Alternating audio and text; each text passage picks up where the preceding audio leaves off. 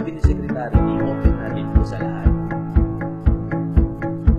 Since dumami nga yung donation natin, doon na yung nakapag-provide tayo or magpakain na tayo sa kanila ng rice meal sa lunch and dinner.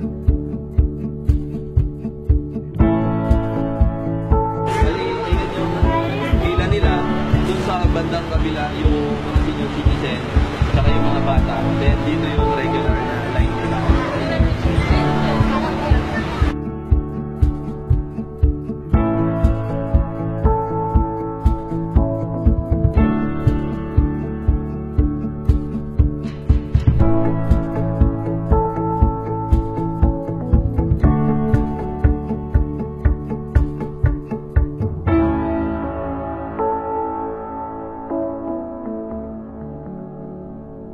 Marami naman doon sa mga kumakain dito sa Duverne's Kitchen, walang-wala na.